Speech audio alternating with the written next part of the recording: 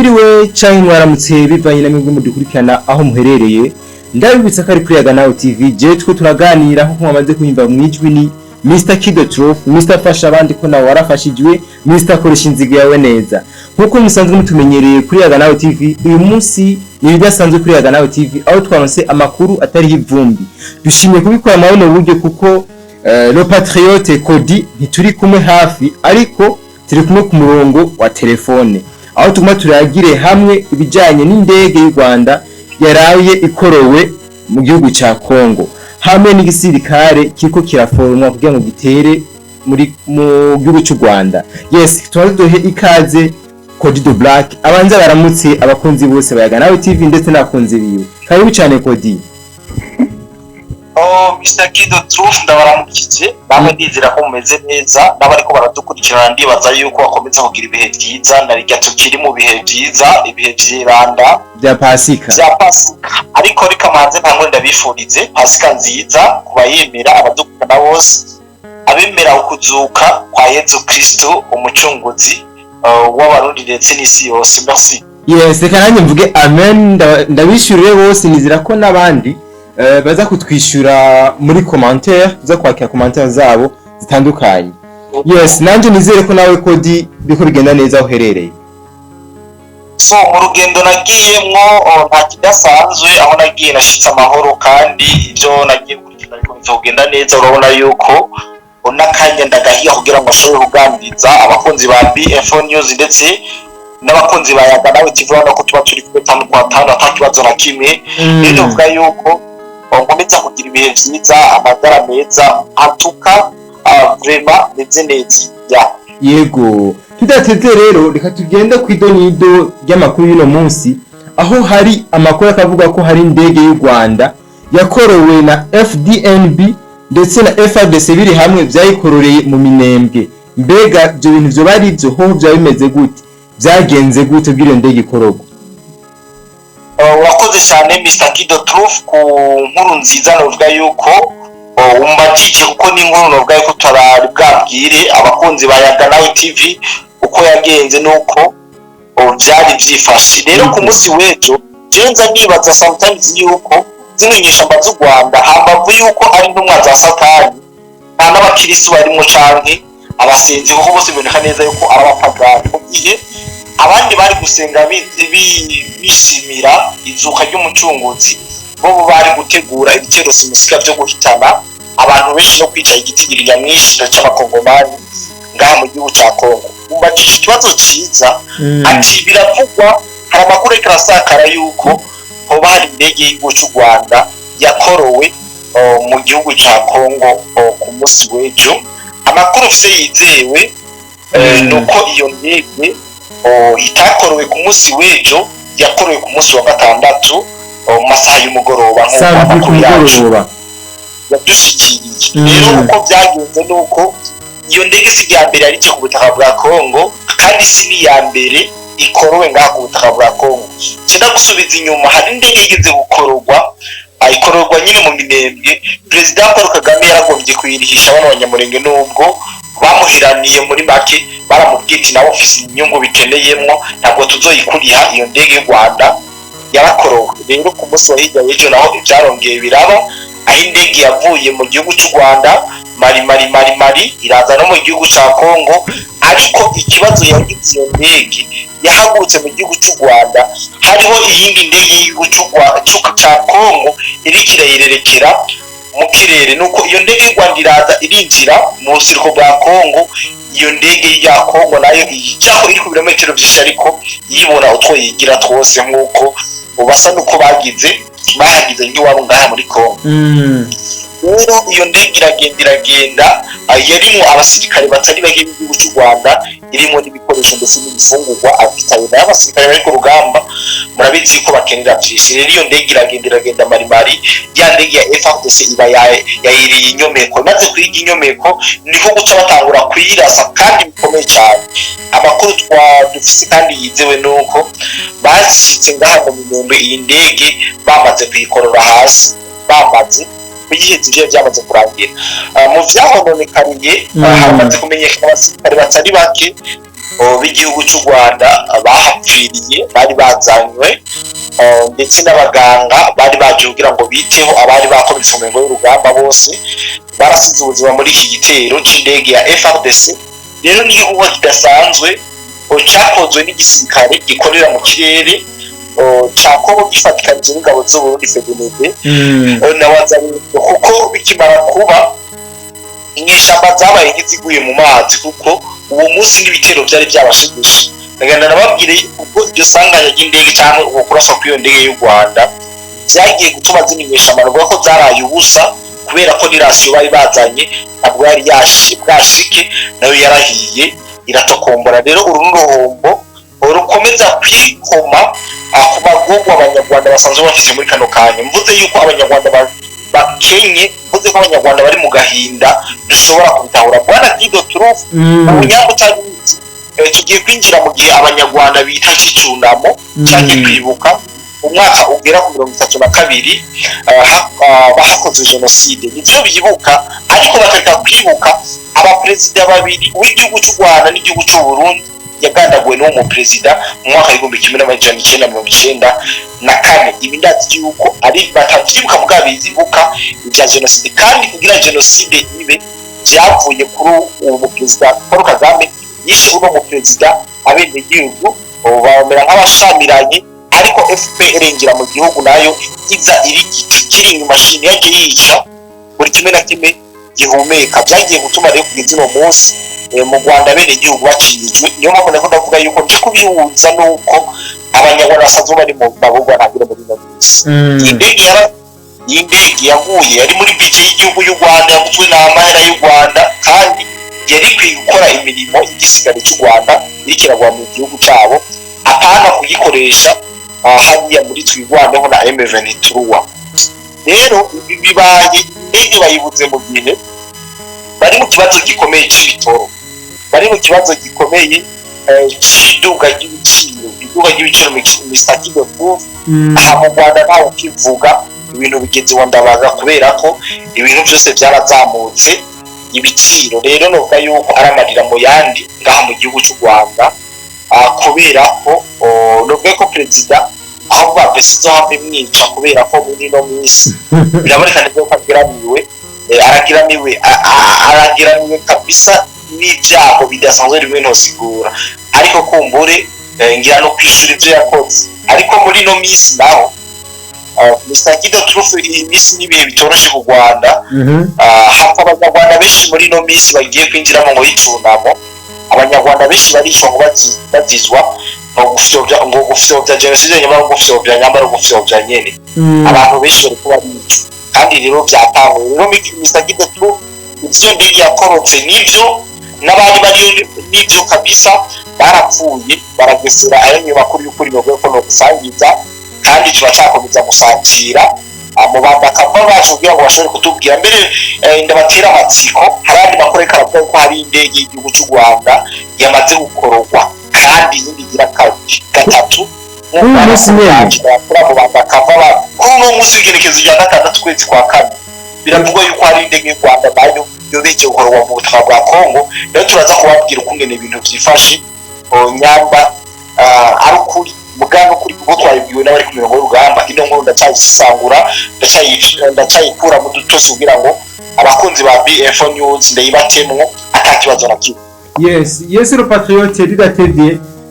Nagomba kubaza, mbega ko hari amasezerano yavuga ko inyeshamba zatezwa kwa zavuye muri Kongo ku itariki 31 z'ukwezi kwa 3, uyu munsi zikaba ziri muri Kongo zitaravayo, mbeho bimeze gute?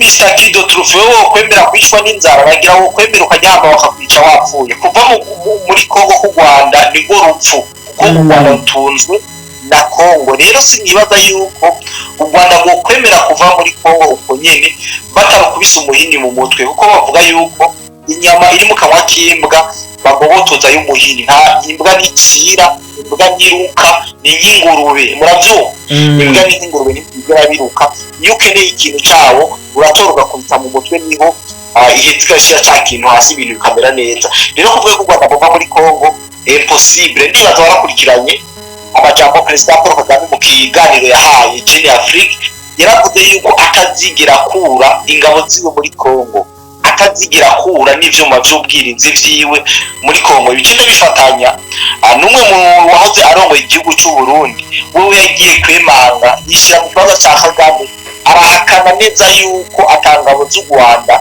ziri muri Kongo ndazi barabikanye, ariko nta byo kumuta ku mwanya kubera ko abafise target izindi, abafise n'ibindi bintu ariko arabiza kubwiwe. Ariko muri cyagiye abantu bamufata nk'umuntu yataye umutwe cyane, nk'umuntu yagize ihungabana ryo mu mutwe, kuko uno munsi jewe ndiko ndakubwira ati nakoze ikije ubwanje person, nawe ukaza kumparira yuko ntagikoze namaze kuvyemera, abantu bamaze kumufata nk'umuntu yamaze kugira ihungabana ryo mu mutwe. Niko bica bigenda rero, nta mwanya wo kubiha.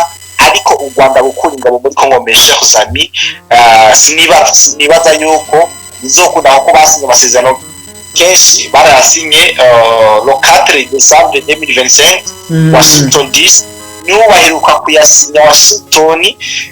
Mugabo urabizi yuko atacavuye aho mbere bari babaherekerezo ya 31 ukwezi kwa gatatu, mugabo kugera ino saa ntazo barakurayo, baragereza kwirutira mu bice bimwe bimwe, ariko niba ariko baravayo, ahubwo nyene baracakomeza gushaka n'ibindi bice biri strategique kugira ngo bakomeze bisasire ubutaka canke bisasire imari y'abanyekongo. Rero kuvuga yuko ariko baravayo nubwo hari nk'indoto, kuvayo kwabo ni integuro izokorwa na General Neva batitaye kuri Amerika.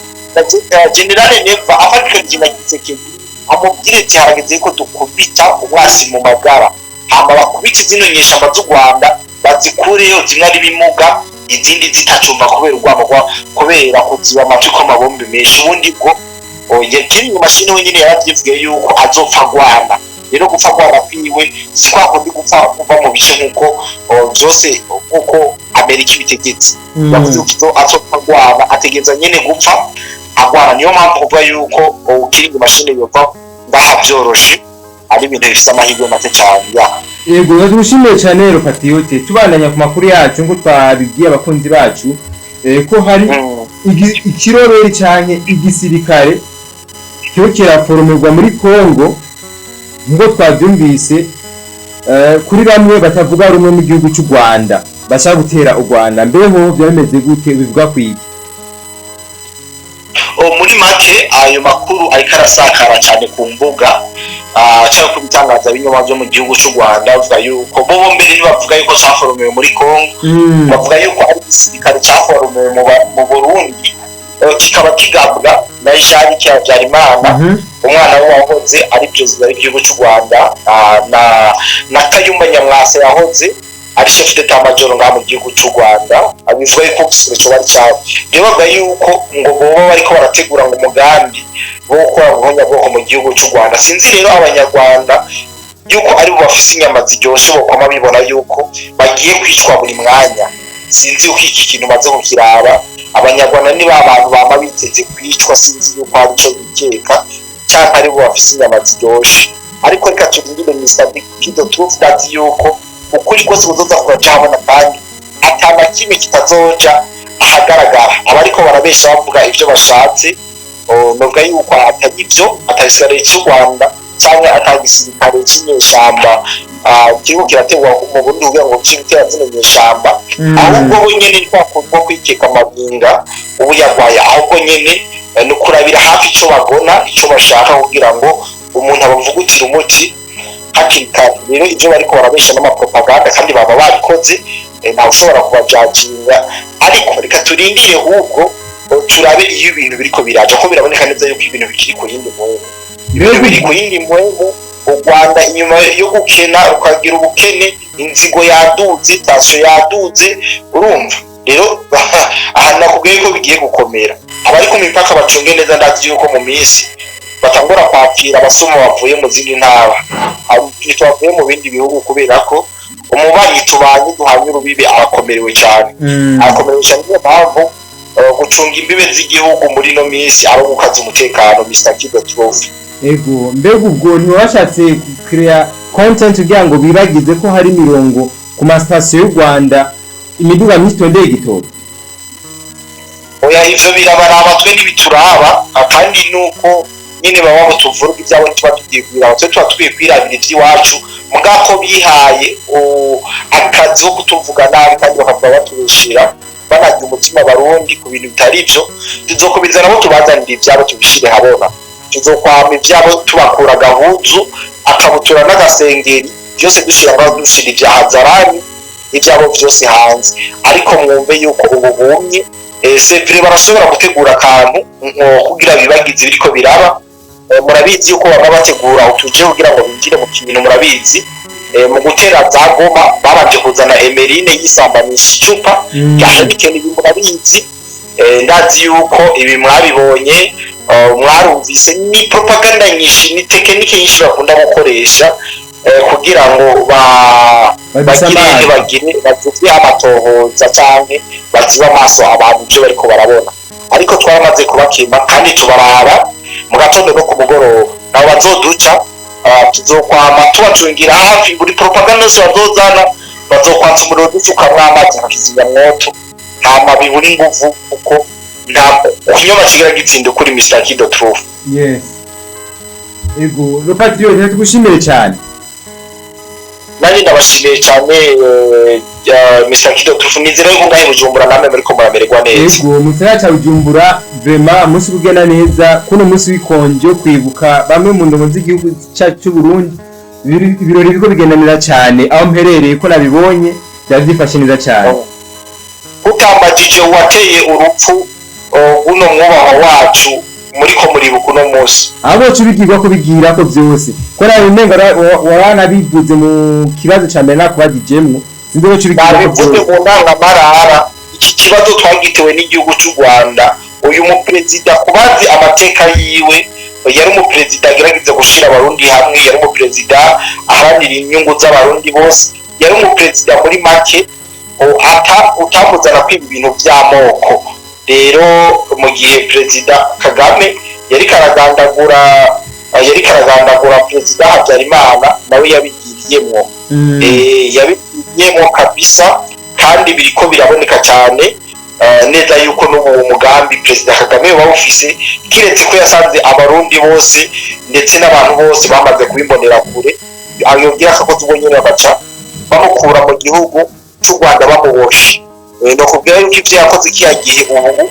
bamukura mu gihugu cy'u Rwanda bamuboshe muri make nashobora kubabwira ibyaranze ubuzima bw'uno mu Perezida Cyprien Ntaryamira ndetse nkanababwira n'igihe cyaciye agandagura sinzi nyamamo mu mwawe oya reka icyo tubitegura ikiganiro gikurikira nibizera ko bizakora ikiganiro cyagutse cyane tuvuga amateka ya Perezida Cyprien Ntaryamira ariho cyo babwira neza ibyo n'ibyo ryaje murakoze cyane giye ko mu nyine mwanya nta kibazo umureke uzobivuga hageze nimwamwe mwanya ego yeze tugushimire cyane nanjye ndabashimiye cyane Mr. Kido Truth. Yes nanje nka Mr. Kido Truth ndabashimiye cyane mwebwe mwese mwafasha kanyu ko kudukurikirana ngakuryaga nawe TV ndabibutse ko muri commentaire ni cyanda turasigiye kugira ngo mugire commentaire zanyu ndetse mugire nibazo mubaza haba mu biganiro byakozwe na Aro Patriot ndetse n'ibiganiro byakozwe na buri muntu wese wari wese yani Mr. Kido Truth mwari kumwe kuri microphone kuri Yaga Nawe TV